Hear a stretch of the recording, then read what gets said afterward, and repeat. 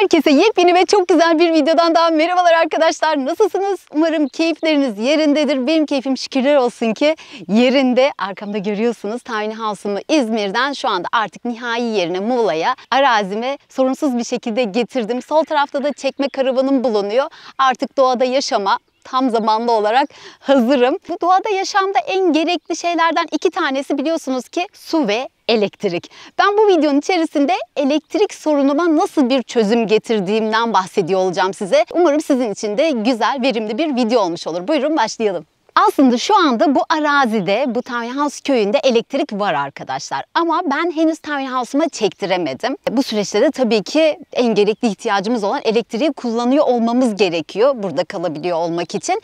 Karavanıma da ortak alandan çektim aslında ama sürekli sigortayı attırıyor. Onunla ilgili de açıkçası korkmuyor değilim. Akım muhtemelen yanlış geliyor, yüksek geliyor olabilir. Onu tam olarak çözemedim ama korktuğumdan dolayı buranın elektriğini kullanmamayı tercih ettim. Bakın Tiny House'umun elektrik bağlantı kablosu bu arkadaşlar. Aslında buraya kabloyu şebekeden bağladığımız takdirde Tiny House'umun elektriği olmuş olacak ama ben bir takım sorunlardan dolayı maalesef ki şu anlık onu bağlayamıyorum. Birkaç gün daha bu muhtemelen devam edecek. Ama ben şimdilik yine kendimi güzel bir şekilde bu konuda idare edebiliyorum. Bakın nasıl idare edebiliyorum. Benim buradaki elektrik çözümümü hep beraber inceleyelim.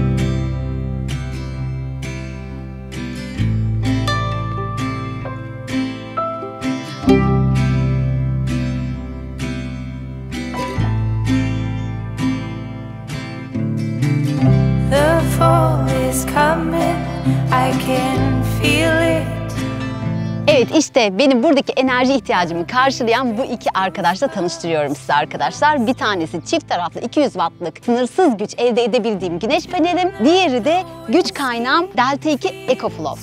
Bu arkadaştan buraya enerji sağlıyorum ve rahatlıkla kullanabiliyorum. Bunların detaylarını anlatacağım zaten size. Şimdi bu bir kutu açılışı videosu değil arkadaşlar. Bu bir deneyim videosu. Çünkü ben ortalama bir aydır bu iki arkadaşı kullanıyorum. Bir kere Pendik tarafında bir kampa gitmiştim çekme karavanımla. Orada kullandım. Sonrasında arazime Tiny House gelmeden önce çekme karavanımla yine buraya gelmiştim. Ortalama bir hafta kadar burada kalmıştım.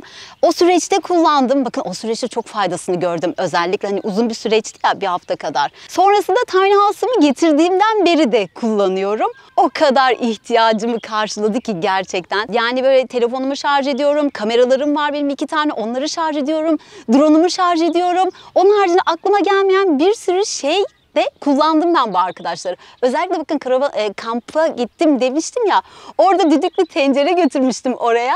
İftar zamanıydı. İftarımızda dedik ki mercimek çorbası yapalım doğada. Biraz da macera peşinde koştuk orada aslında. Elektrikli düdüklü tencereyi bile çalıştırdı. Tam olarak o noktada hayranlık duymuştum ben bunlara. Ya aslında öyle bir ürün ki yokken yokluğunu hissetmiyorsunuz.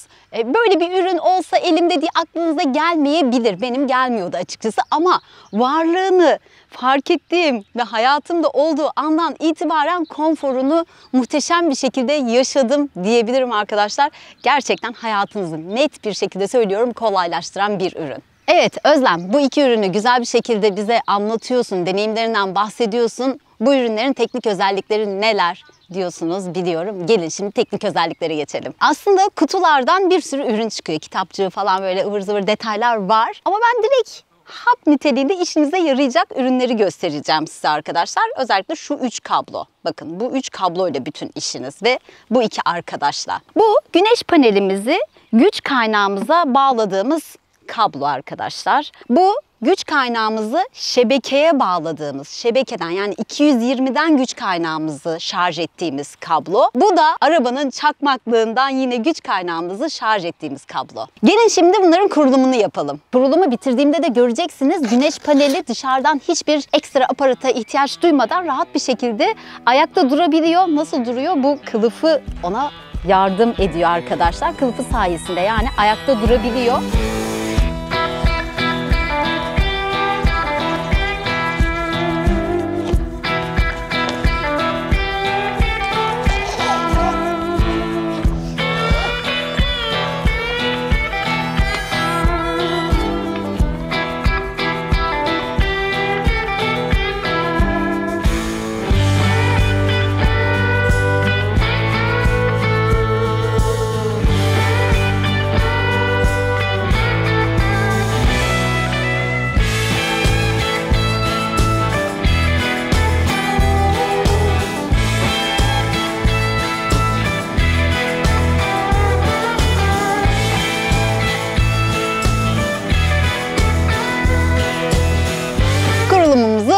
yaptık. Tatam, güneş panelimiz artık hazır arkadaşlar. Şimdi güneş panelimizin çok güzel özellikleri var. Çift taraflı verim verim alabildiğinizden aslında biraz önce bahsetmiştim. Biraz bunu açmak istiyorum.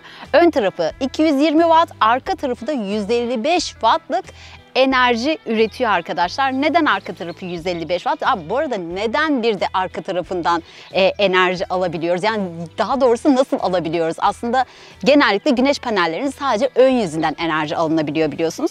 Gün ışığından yani ortamın ışığından da faydalanabilelim. Yani maksimum enerji üretebilelim mantığıyla yola çıkmışlar.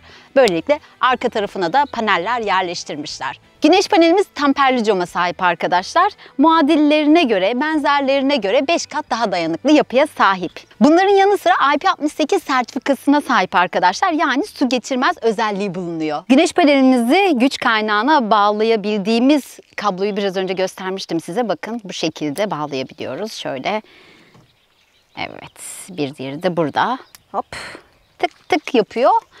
O sesi duyduğunuzda o kısmı halletmişsiniz demek oluyor. Bu da güç kaynağına bağladığımız kısmı. Şimdi bağlamayacağım, bu kısmı detaylı bir şekilde göstereceğim size. Şöyle bir kapağı bulunuyor. Ve burada bu kablonun bu kısmı turuncu ya, burada da turuncuyla belirtmişler bunu buraya takabileceğimize. Panelinin detaylarını anlatacağım size arkadaşlar. Ne kadar burayı görebiliyorsunuz bilmiyorum güneş vurduğundan dolayı ama ben anlatayım. İlk başta 09 yazıyor. Bu 9 saatlik kullanım içerisinde kullanabileceğiniz enerjisinin olduğu anlamına geliyor. Yani ortalama 9 saat kadar yeterli demek oluyor. Yanında 31 yazıyor ve etrafı dönüyor ışıklı bir şekilde. Şu anda güneş paneline bağlı olduğundan dolayı oradan şarj oluyor ve orası yavaş yavaş yükselecek. %30'luk şarjı bulunuyormuş içerisinde. Çünkü ben bunu aktif bir şekilde kullandığımdan bahsettim size. Onun yanında da input ve output kısımları bulunuyor. Input 79 ve 80 arasında değişiyor. İçerisine aldığı enerjiyi gösteriyor o kısım. Sanırım bir 200'e kadar çıkıyormuş orası. Output'ta enerji çektiğimizdeki gücü gösteriyor olacaktır. Panelin altındaki detaylardan bahsedeceğim size arkadaşlar. Hayat kurtaran detaylar çünkü. 4 tane USB-A girişi bulunuyor. 2 tanesi hızlı şarj edebilme özelliğine sahip. Onların altında da yine 2 tane USB-C 100 wattlık girişler bulunuyor. Bunlar bildiğimiz Type-C girişleri. Onların orta noktasında da bu kısımları açma kapama düğmesi mevcut. En altta da güç kaynağımızın açma kapama düğmesi bulunuyor. Güç kaynağımızın arka tarafına geldiğimizde en üst kısımda güç kaynağımızı şarj edebilme çıkışları bulunuyor. Bakın zaten güneş paneli bu birinci kısma taktık. Hemen yan tarafında bir tane daha bulunuyor. Hemen onun yan tarafında da bir şey var ama açıkçası bunun ne olduğunu anlamadım. Bir de şu en altta bir şey var. Onun da ne olduğunu bilmiyorum. Aranızdan bilenler varsa onları yorumlar kısmına yazın. Ben de bilmiş olayım arkadaşlar. Burada da 4 tane AC çıkışı bulunuyor. Bu arada şu anda zaten hani Muğla'dayım biliyorsunuz, buranın sıcağını, güneşini biliyorsunuz. Muhtemelen hava 35 derece, o kadar sıcak ki güneş de bayağı bir dik vuruyor. Ve güç kaynağım da aktif bir şekilde çalışıyor ama asla böyle el dokunmayacak sıcaklığa ulaşmıyor. Çünkü içerisinde kendisini soğutan bir fanı bulunuyor.